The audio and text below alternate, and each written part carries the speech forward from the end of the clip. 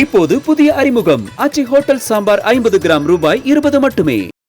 வங்கக்கடலில் நிலவிய காற்றழுத்த தாழ்வு மண்டலம் ஆழ்ந்த காற்றழுத்த தாழ்வு மண்டலமாக வலுப்பெற்றிருக்கிறது. முக்கிய செய்தியாக பார்த்து வருகிறோம். ஆழ்ந்த காற்றழுத்த தாழ்வு மண்டலம் அடுத்த 24 மணி நேரத்தில் தென்மேற்கு வங்கக்கடல் நோக்கி நகரும் என்று தெரிவிக்கப்பட்டிருக்கிறது. இந்திய வானிலை ஆய்வு மையம் இந்த அறிவிப்பை வெளியிட்டிருக்கிறது. ஆழ்ந்த காற்றழுத்த தாழ்வு மண்டலம் காரணமாக நாளை 6 மாவட்டங்களில் கனமழைக்கு வாய்ப்பிருப்பதாகவும் தெரிவிக்கப்பட்டிருக்கிறது. அது தொடர்பான முக்கிய செய்தியை நாம் தற்போது பார்த்து வருகிறோம்.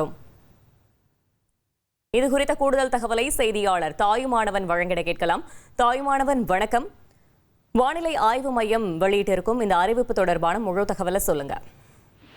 தென்கிழக்கு வங்கக்கடல் மற்றும் பூமத்திய ரேகையை ஒட்டிய இந்திய பெருங்கடல் பகுதியில் நிலவிய காற்றழுத்த தாழ்வு மண்டலம் மேற்கு வடமேற்கு திசையில் நகர்ந்து இன்று காலை ஆழ்ந்த காற்றழுத்த தாழ்வு மண்டலமாக வலுப்பெற்றிருக்கிறது. இது தொடர்ந்து தென்மேற்கு வங்கக்கடல் பகுதியை நோக்கி நகரக்கூடும் என கணிக்கப்பட்டிருக்கிறது. இதன் காரணமாக இன்றைய தினத்துல தமிழகம் மற்றும் புதுவை காரைக்கால் பகுதிகளிலும் உள் தமிழகத்தில் ஓரிரு இடங்களிலும் இடி மின்னலுடன் கூடிய லேசான முதல் மிதமான மழை பெய்யக்கூடும் என்றும் ராமநாதபுரம், புதுக்கோட்டை, தஞ்சாவூர், திருவாரூர், நாகை மாவட்டங்கள் மற்றும் ஒரு சில பகுதிகளில் கனமழைக்கான வாய்ப்பு இருப்பதா வானிலை ஆய்வு மையம் தகவலை வெளியிட்டிருக்கிறாங்க. இன்று மற்றும் நாளை ஆகிய 2 தினங்களும் டெல்டா மாவட்டங்களுக்கு இந்த கனமழை எச்சரிக்கை என்பது விடுக்கப்பட்டிருக்கிறது.